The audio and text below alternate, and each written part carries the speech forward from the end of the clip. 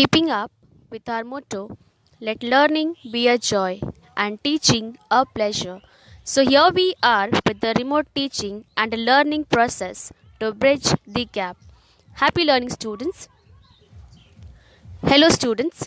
I, Miss Radhika Yadav, teaching at Thakur Vidya Mandir High School and Junior College, once again here with you, dealing with subject history of Standard 7, Chapter 10, Part 2.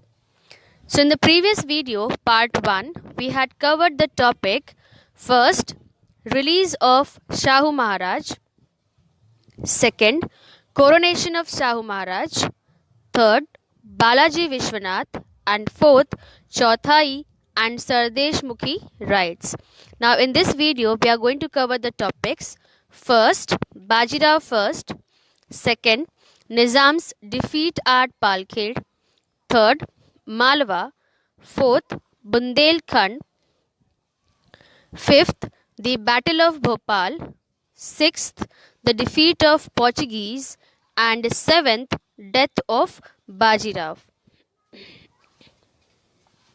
Now, Bajirao first. So, after the death of Balaji Vishwanath, Shahu Maharaj, he appointed Balaji's son, Bajirao I, the Peshwa in 1720 CE. He expanded the Maratha Empire during his term of 20 years.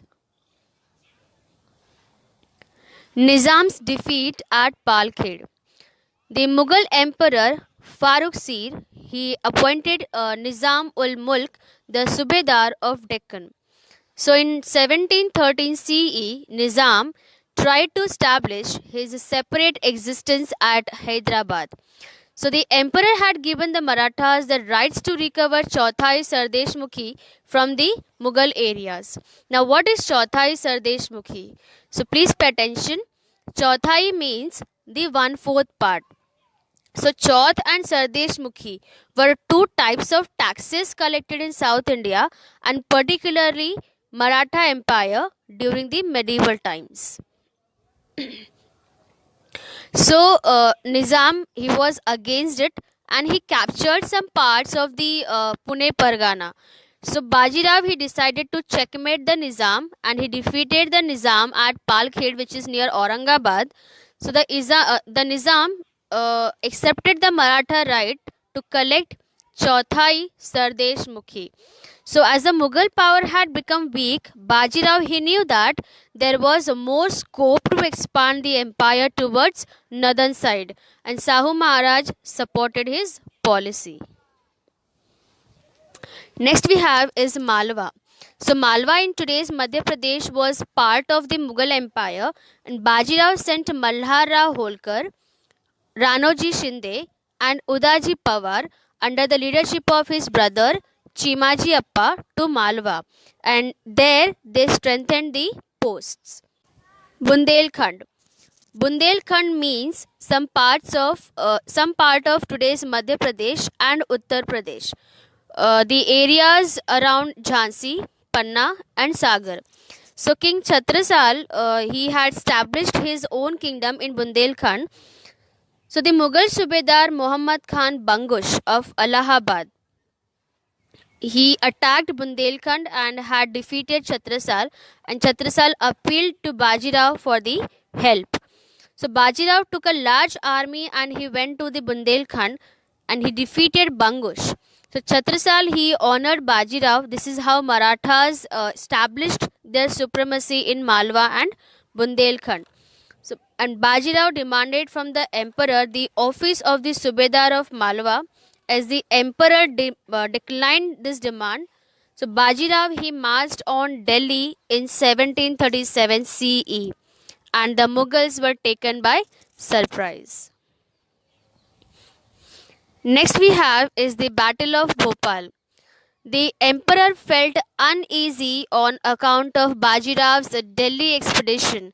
He invited the Nizam to protect Delhi, and Nizam marched against Bajirao with his huge army, and Bajirao defeated him at Bhopal.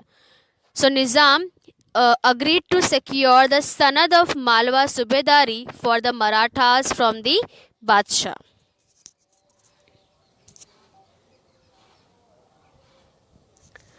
Now here we will see the defeat of Portuguese. Now the territories of Vasai and Thane on the Konkan coast were in the possession of the Portuguese. So the Portuguese rulers oppressed their subjects, and Bajirao sent his brother Chimaji Appa to subdue the Portuguese. So Chimaji Appa, he conquered Thane and the adjacent area. Now when I say adjacent area means the nearby areas. So in 1739 CE, he led the siege to the Vasai fort. The fort was very strong and the Portuguese had a very powerful artillery. And in spite of all these, Chimaji continued the siege with perseverance. Means he continued putting his effort and he forced the Portuguese to surrender themselves.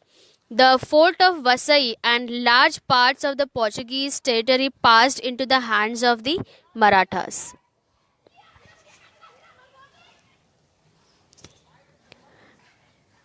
Now here we have the death of Bajirao. Nadir Shah, the emperor of Iran, he invaded India. So following the order of Shahu Maharaj, Bajirao set out for the north with a big army to defend the Mughal power. So by the time he reached Burhanpur, Nadir Shah had returned to Iran with an enormous booty looted from Delhi. Now, enormous booty means the valuable stolen goods which he had stealed from the Delhi. So in April 1740, Bajirao he breathed his last at Rawarkhedi on the banks of the Narmada. And Bajirao he was a great general with his valor and he had established the Marathas' supremacy in the north and he won status for the Maratha power as a formidable power in the whole of India.